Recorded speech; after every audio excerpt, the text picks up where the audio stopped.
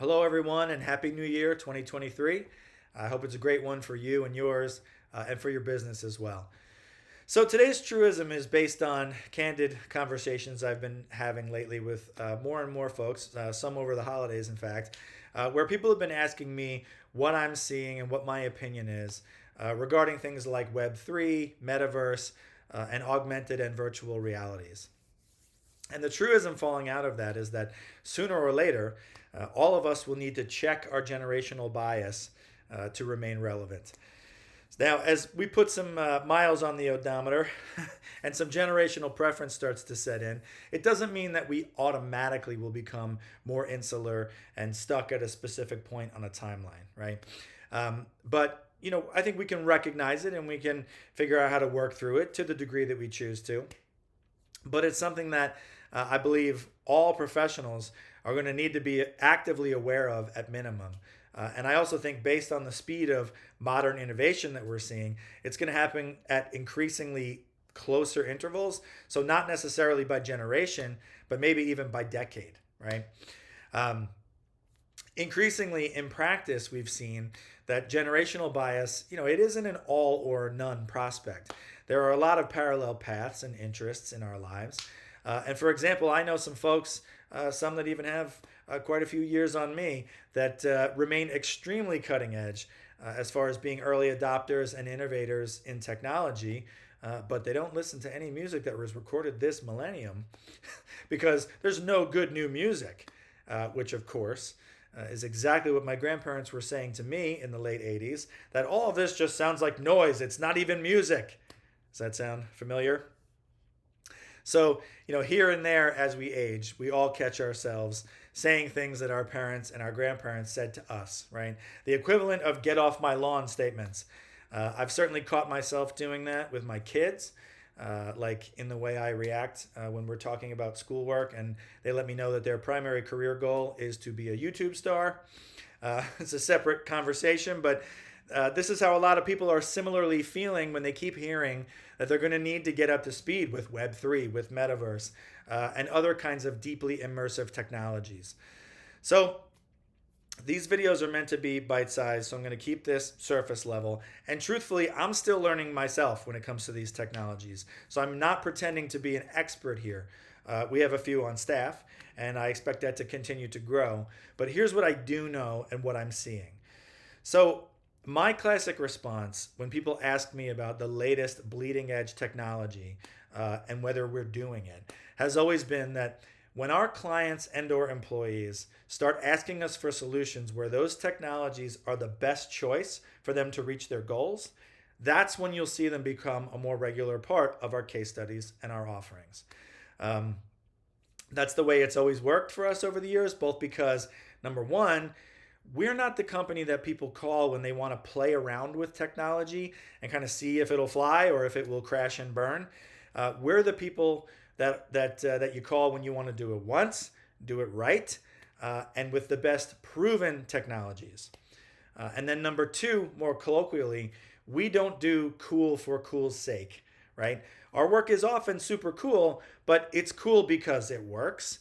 It's effortless and intuitive and pleasant to achieve your goals as a user. It's modern, it's scalable, and it doesn't have to be done again year after year when the sparkle wears off or when the flavor of the month changes.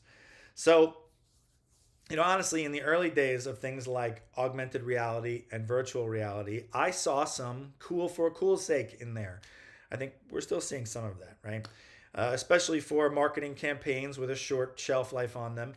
I saw people being excited at first when they could point their smartphone at a book and see a little animated figure pop out, but then quickly getting bored by the limitations and not actually adopting those technologies, sometimes even like they claimed they would in test scenarios. Evidence of that would be all of the Oculus headsets sitting in the back of closets right now. But that doesn't mean that it's going to stay like that. As the technology continues to evolve, I think it'll be at our peril to think that it will, right? So again, keeping it short, there are two reasons why.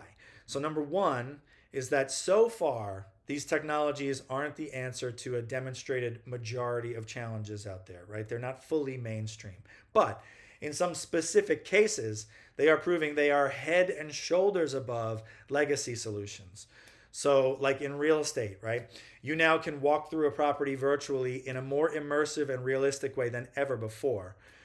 For retail, you can then see what furniture and appliances look like, appropriately sized and to your exact specifications in those very environments, right?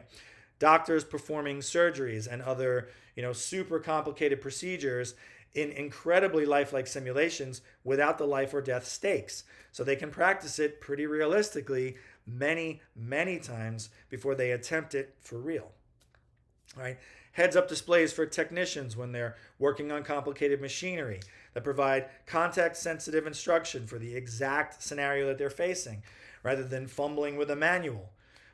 Physical or even online, right? Both can be equally opaque and frustrating.